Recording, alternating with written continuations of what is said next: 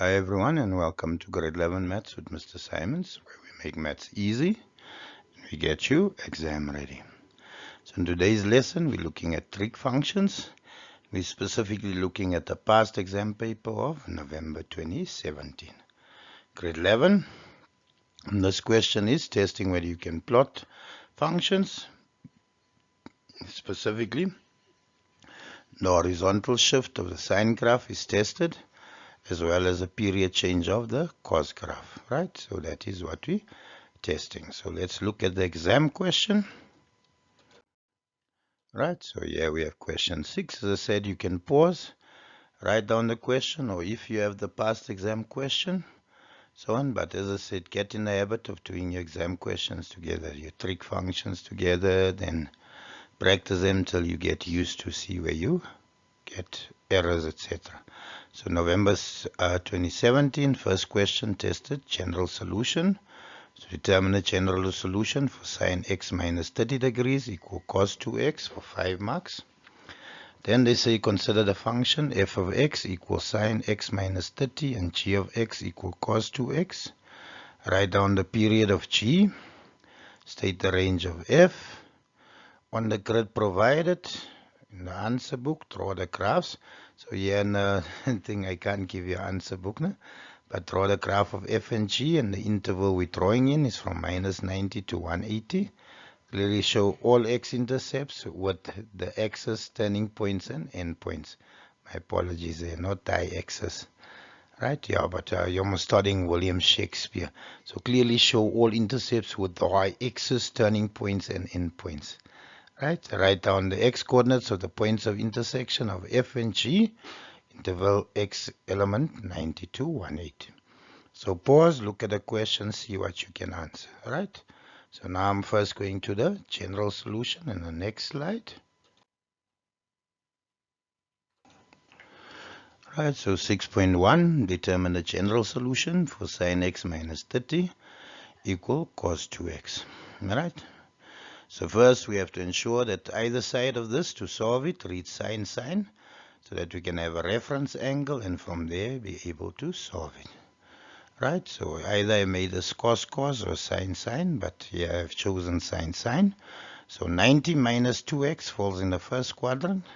Sine of that to change to cos 2x, right? So cos 2x is then changed to sine 90 degrees minus 2x. So now I have x minus 30 and I have 90 minus 2x, x minus 30 being my reference angle. Right, and there you can see both signs are positive. So sine is positive in quadrant 1 and quadrant 2. So in quadrant 1, 90 minus 2x plus k times 360 or 360 times k. Quadrant 2, 180 minus 90 degrees minus 2x plus k times 360 or 360 minus k. So 1 mark for each statement. Then if I simplify, minus 2x, take all my x's to the same side. So x plus 2x, and then my degrees to the same side. So minus 30 becomes plus 30. The side the same. Then negative times negative would give me positive 2x. If I take it over, it becomes negative 2x. Right, and there 180 minus 90, and then minus 30 becomes plus 30. X plus 2x gives me 3x. 90 plus 30 would give me 120 plus 360 times k. There x minus 2x would give me negative x, and 180 minus 90 plus 30 would give me 120 plus 360 times k, or k times 360. So here we divide everything by 3. So 120 divided by 3, 3x divided by 3, and 360 divided by 3. So x equal 40 degrees plus 120 degrees times k. Here negative x must be positive, so we divide everything by negative. So there 120 divided by negative 1 would give me negative 120. 360 divided by negative 1. K should read negative 360 times k, but technically doesn't make a difference. Even if I write it as plus 1, remember here k element of integers. So if I put in minus 1 there, I would have minus 360 minus 120. If I put in plus 1 there, I would have 360 minus 120. If I wrote it as minus 360, if I use minus 1, now it simply becomes plus 360. If I use 1, it simply becomes minus 360. Right, so technically it would make a difference to the answer. So 2 marks for that, 2 final statements. So from there, we expect you to go to there, but as I said, I've shown you the whole process of what I've done, because sometimes I've seen you'll make errors trying to skip certain steps along the way. Right, so all in all, 5 marks. Right, hope you understand. Let's go to the next slide. My apologies. Consider the function f of x equals sin x minus 30 and gx equal cos 2x. On the period of g, so period is always related to x, but now it is the value 2 times x. So my period would then be divided by whatever x is multiplied with. So there, cos 2x, my period becomes 360 degrees divided by 2, which gives me a period of 180 degrees for g. They want the range of f, so there in the front, I assume you remember from the previous lessons, my amplitude is 1. Right, so if my amplitude is 1, my range, my graph highest point would be 1, or my maximum would be 1, and my minimum would be minus 1. So y less or equal to 1 or greater or equal to minus 1. 2 marks, or we can say y element, negative 1, it's included because it's equal to positive 1 closed. So that's 3 marks if you understand it. Right, let's go to the next set of questions. Right, consider them. On the grid provided in the answer book, draw the graph of f and g from minus 90 to 180. Clearly show all intercepts with the x's, turning points, and endpoints. Right, so there, number 1, we have minus 30, no? X minus 30. So there to start, we're going to start by 30 degrees because 30 minus 30 would give me 0.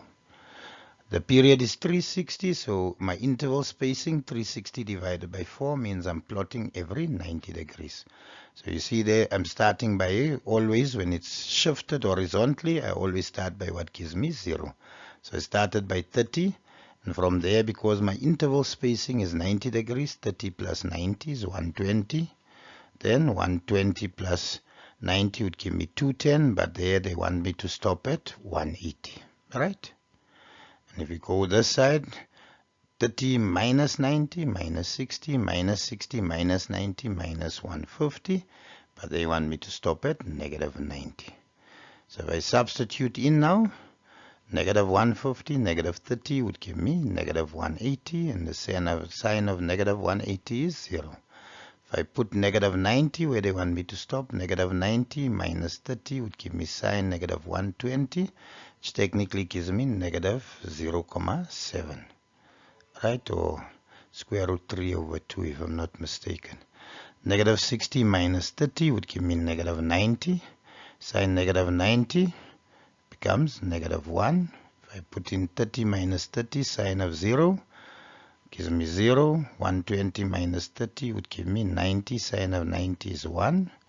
210 would be 0 and 180 0,5. So if I plot then red, right, so I'm plotting 90, negative 90 there is negative 0,7, negative 60 is 1, right, 30 degrees is 0 there, right, 120 degrees is 1, and you see 180 is by 0,5. Continue to 210, that would be 0, and if we continue here to negative 150, that would be 0. So then red, we plot the graph.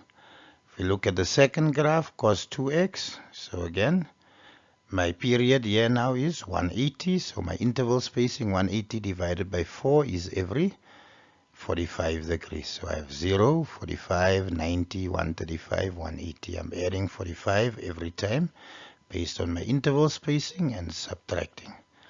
Cos of 0 is 1. Cos of 45 times 2 or cos of 90 would give me 0. Cos of 180, because it's 2 times 90, would give me minus 1. 270, 135 times 2, 0, etc. So if I plot that points, negative 90 is at negative 1. Negative 45, which is in between there, would be at 0. Alright, 0 and 1. Then we have 45 and 0. Then I have 90 and negative 1. I have 135 and 0 and 180 and 1. So there, if I plot the graph, that's how it looks. So sorry there if I'm now squiggly and so on. Yeah, trying to write on these new boards, and especially with my ugly handwriting, is quite difficult, but I've colored it in so you can see how the two graphs are different from each other. Because I've realized even at school when I teach and I use the same color, it's difficult for you all to see what happens, especially if we use two graphs. So if you enjoy the fact that I've used two colors and so on, please like. Alright, let's go to the next slide. Right, so now they say write down the x coordinates of the points of intersection of f and g in the interval x element of negative 90 and 180. Right, so points of intersection, they have indicated there in red. They've met there, met at that point, met at that point. Right, so yeah, they say this point is negative 180. This is basically how your memo comes. Negative 180, that is 40, and that is 160. But looking at the drawing, you can't just guess. So if I use what we did in the general solution, right? If I make k 1 here, remember k is the element of integers. 1 times 120 is 120. So 120 times 40 gives me 160. So therefore at that point there, x equal 160 where they meet. Right? If we come to this point here, if I make x 0, 120, okay, 0, 120 times 0 gives me 0.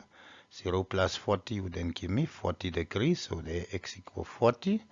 And then if I make k negative 1, 120 times negative 1 gives me negative 120.